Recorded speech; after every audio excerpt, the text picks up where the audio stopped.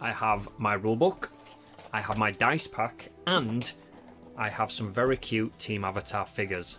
Let's learn how to use the basic moves of Avatar Legends The Roleplaying Game. So, Team Avatar are running through a dense jungle somewhere deep in the Earth Kingdom, and they're being pursued by Fire Nation soldiers. Sokka is the first to break the tree line, mere inches away from stumbling into a fast-flowing river just ahead. Now, this river is stopping Team Avatar from escaping, so Sokka instinctively uses the basic move, Assess a Situation. Now, Assess a Situation is used when you want to find ways of escaping from rampaging animals, or in this case, rampaging Fire Nation soldiers, maybe for scouting ahead and looking for danger in a mysterious cave, or sizing up your opposition in a heated negotiation. Anytime you want to search or have access to specific information during a certain situation, you would use Assess a Situation as your action. So Sokka will take his 2 dice, he will roll these, add them together of course. Now he rolls doubles there, that is a critical hit. Now we'll go into critical hits in a later video, but for now we will treat that as it is. That is a 12 with his +2 bonus to creativity. Creativity is what you'll roll with when assessing a situation. So +2 creativity, a grand total of 14. Now, as with the rest of the game, there are tiers of success. A total of 7 to 9 is a basic success, and 10 plus is effectively a super success. And when assessing a situation, 10 or above allows you to ask the GM 2 specific questions. So in this instance, as Sokka has skidded to a halt, panicky, looking around, he needs to find a way to get over this river, he's going to ask these 2 questions. Number 1, is the river safe to cross? The GM says it's fast flowing, it's probably up to your neck, there is no way, you are definitely going to get swept away downstream. So that's good. Sokka now asks, okay, is there anything I can use in my immediate surroundings to get across this river? The GM sees that as a really good question. Well done, Sokka, for using big brain. The trees of the forest, of the jungle, are interlocked above the river, but maybe Sokka has a certain weapon, maybe a boomerang at hand, to hit some of the vines and use the vines to swing across.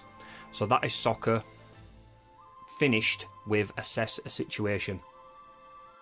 Sokka then wastes no time in throwing his boomerang up at the trees, hitting a vine, and that then comes down, making him able to grab it and hopefully swing across this river. So this is where Sokka will move into the next basic action called Push Your Luck. Push Your Luck is the best option in this situation because Sokka, as we all know, is from a water tribe, no trees, just snow.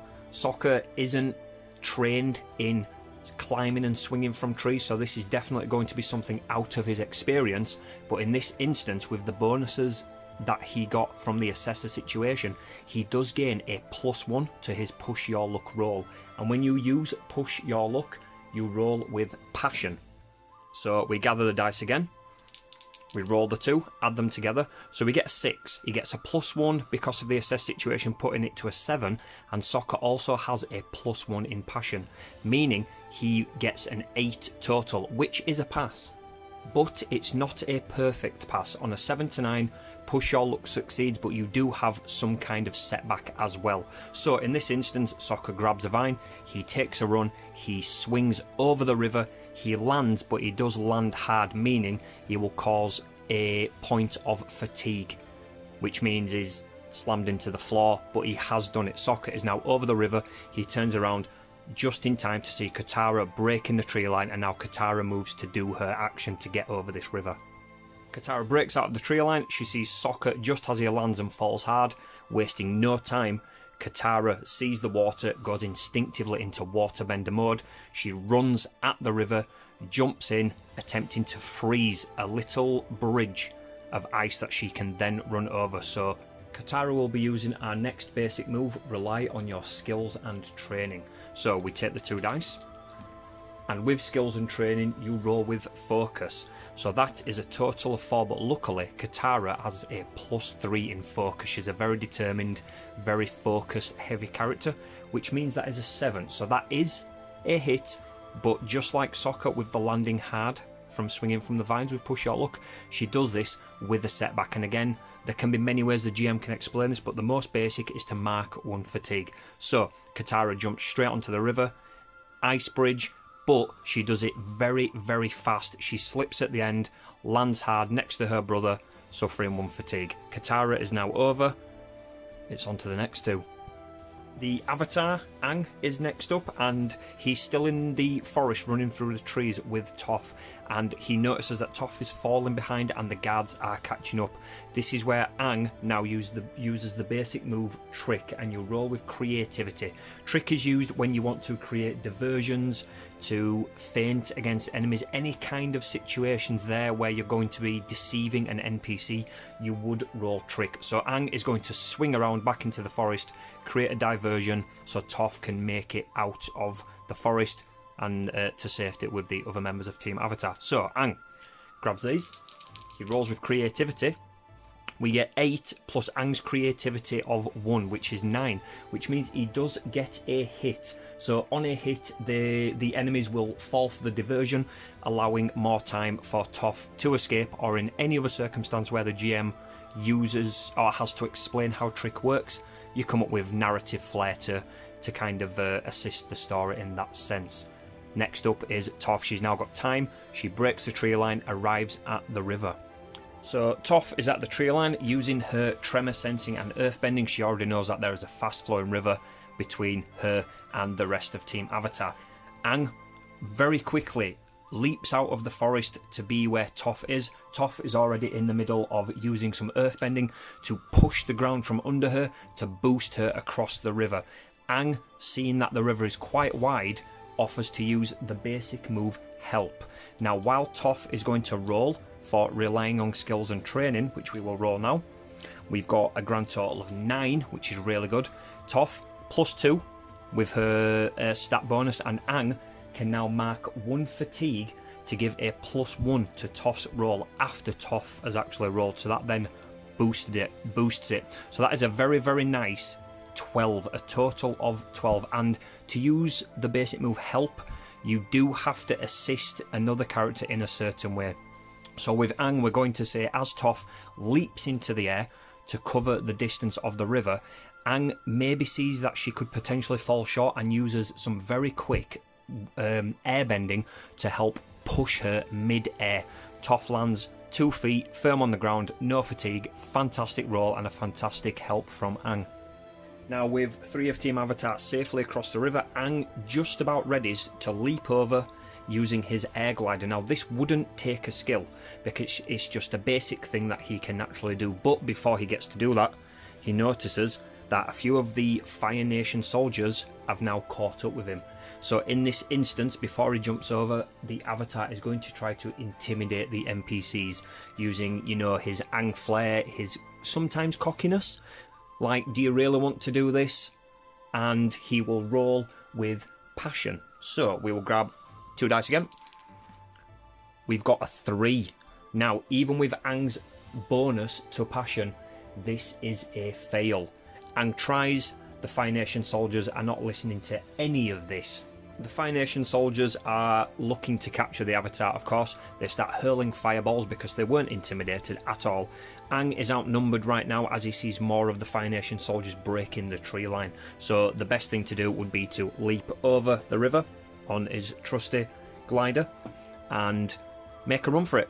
After fleeing from the soldiers, after running for miles and miles, and after leaping over a dangerous river, the team are exhausted and they really need a break.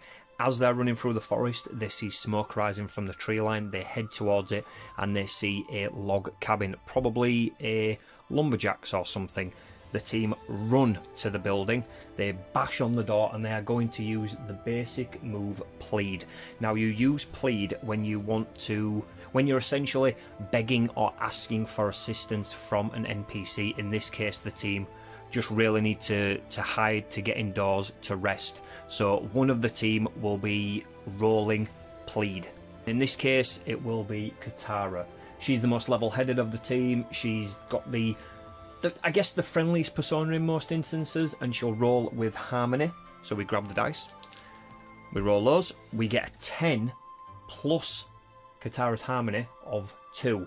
So again, on a hit which is a 7 to 9, the NPC needs something more, like evidence that this is the right course, guidance in making the right choices, or resources to aid them. So this NPC will need some kind of assurance that this is a good idea. On a 10 plus, the NPC acts now and does their best until the situation changes, meaning with this score they are ushered in, no problems, we'll get you hiding. Let's say we've got hidden cellar under a rug, get in there, make no noise, hide. If the Fire Nation soldiers come and investigate, this NPC will do everything in their power to keep them safe. And that's the situation. We do have one more basic move which I haven't really been able to figure out how to use in this instance. I'm still learning the game myself. I really hope that these 6 out of 7 basic moves have helped, but the last one is called Guide and Comfort. Now you use the Guide and Comfort situation more in the role-playing sense, not in an action sequence like this or combat. Sometimes it can be used in combat, so you essentially roll with the skill related to Guide and Comfort, and it's mainly used to offer life advice, brew them a cup of tea, make them feel relaxed, essentially be there for someone when they need it. So you would be rolling with harmony, and then on a hit they actually choose one of the options, which is they embrace your guidance and comfort. They then get to clear a condition or 2 fatigue, and you may ask 1 question and they must answer honestly, or they can shut you down. They inflict a condition on you and you shift their balance in response. Effectively they're not liking the attempt at guidance. They feel it's a bit brash. It's like, no, leave me alone, I know what I'm doing, how dare you assume, that kind of thing. It's a hard one to explain, and I wish I could have explained it a little bit more or a little bit better, but that's how we've done it. But I've really enjoyed this. I thought this was a really fun video to do. I hope you liked it. I will be doing more Avatar videos in the near future, maybe a combat situation, because combat in this game it's quite confusing. It's a system I've never used before, and it's nice learning things. But anyway guys, thank you so much for watching. I hope you enjoyed the little adventure with the figures. Stay tuned for more videos.